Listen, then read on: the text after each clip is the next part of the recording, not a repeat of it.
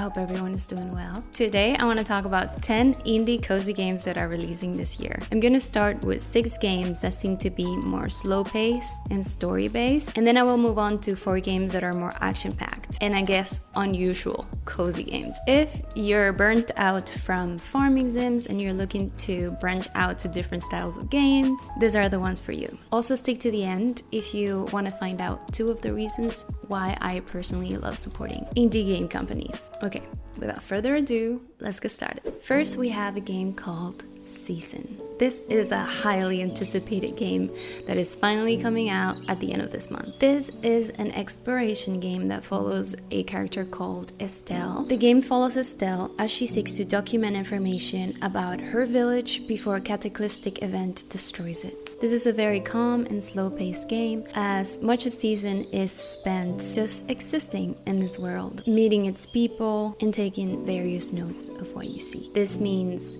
taking photographs, drawing, and taking videos of the people that you meet and the things that you see. Scavenger Studios has been teasing about this game for a long time, and it's gained a lot of recognition because of its vibe, gorgeous visual style, and its featuring of a black protagonist. I am so excited for this game, and I get a feeling that this is going to be one of the ones that really make you feel the feelings. You know what I mean? Next, we have one that I'm really excited about, and it's called Planet of Lana. This is a cinematic puzzle game taking place across time and space. In this game, you find yourself in a place that is now written by a faceless army. It's a story of a vibrant and beautiful planet and your journey to keep it that way, as you venture on a rescue mission with a very cute companion. I spoke about this game on my Cozy Gamer tag about unreleased games that I'm excited about. This one is like really up there. The design of the game is absolutely gorgeous. You have all kinds of beautiful and sometimes scary creatures, intricate robots. May I help you? But you wants to be a part of the video. If you're a fan of Star Wars and Studio Ghibli, I feel like this game looks to be the perfect child between the two. And also, Mark Hamill was included in the promotion of this game, which I think is very cool. But yeah, Planet of Lana, it just looks so good. Next, we have a game called Venba. This is a narrative cooking game that focuses on the story of an Indian immigrant family in Canada in the 80s. You follow the family through the years. In between cooking delicious meals, you uncover the family's relationship from the perspective of the mother. I think this game is so unique. I'm excited to learn more about authentic Indian cuisine. It's rare to see games with interesting depictions of different cultures. I am sure that this game will absolutely wreck me. Next, we have a game called Dordogne. I don't know if I'm pronouncing that right, but this is a narrative adventure game where you play as Mimi, a young woman visiting the house of her grandmother after her passing, and who has left her a whole bunch of letters and puzzles to solve.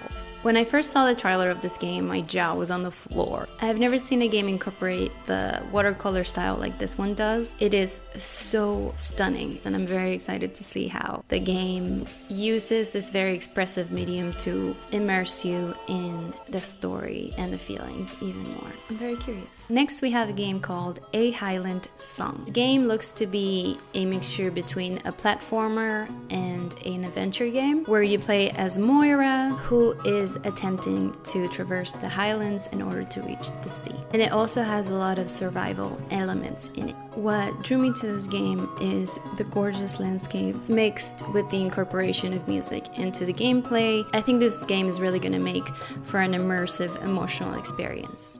Next, we have a game called Songs of Glimmerwick. This is another game that incorporates music into the gameplay, but this time you are in a role-playing game where you attend a wizarding academy. In this academy, music is magic, so you have to learn the music in order to perform spells. There's also a magic garden, potions, and a mysterious world to explore. I wanted to include this in this list in case you wanted to play a Wizard Academy game without supporting a certain person behind a certain franchise.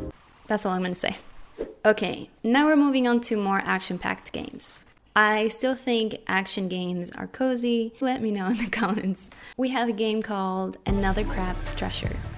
I love this game because it is designed to be a more approachable version of your regular Souls-like game. You play as Krill, the cutest hermit crab, and you explore the vibrant ocean setting while discovering the story and combating enemies. In this undersea society, trash is not only a way of life, but a valuable resource. But with the presence of trash also comes a mysterious infection called the gunk.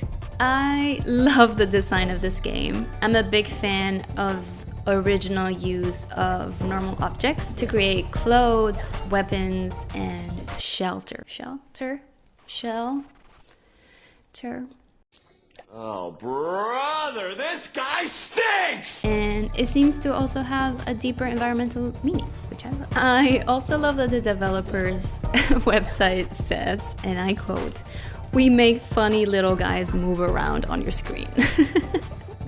I love that.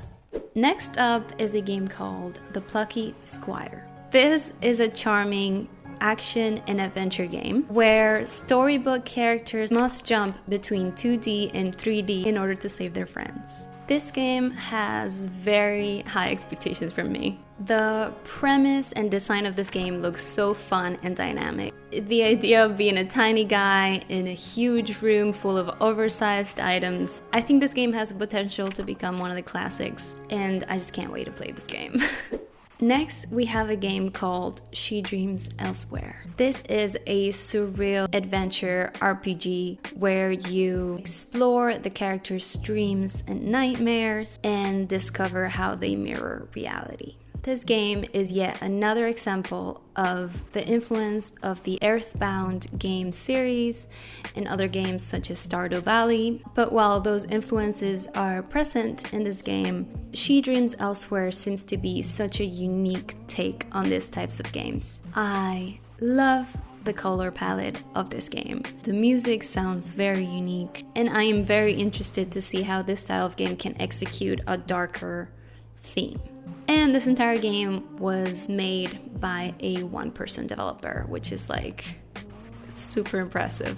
Last but certainly not least, we have a game called Thirsty Suitors. God, this game looks so good.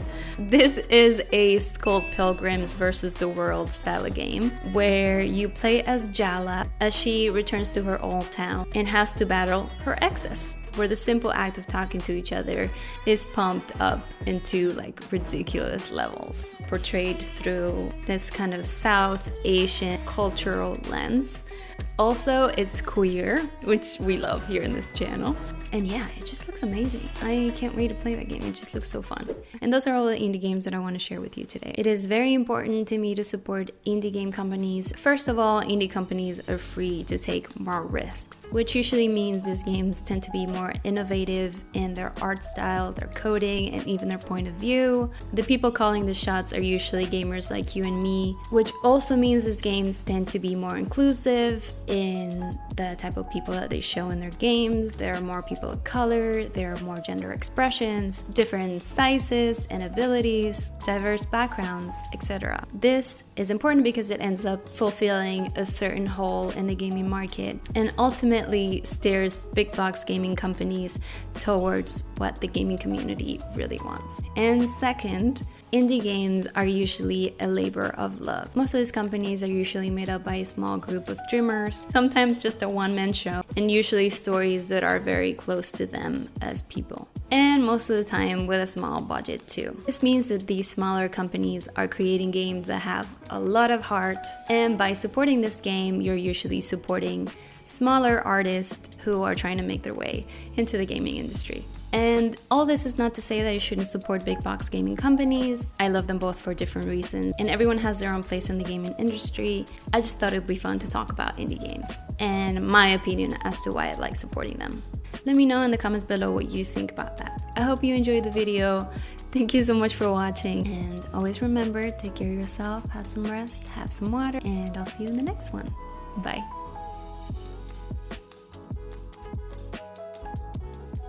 That focuses on this. Oh no, she got the sumis.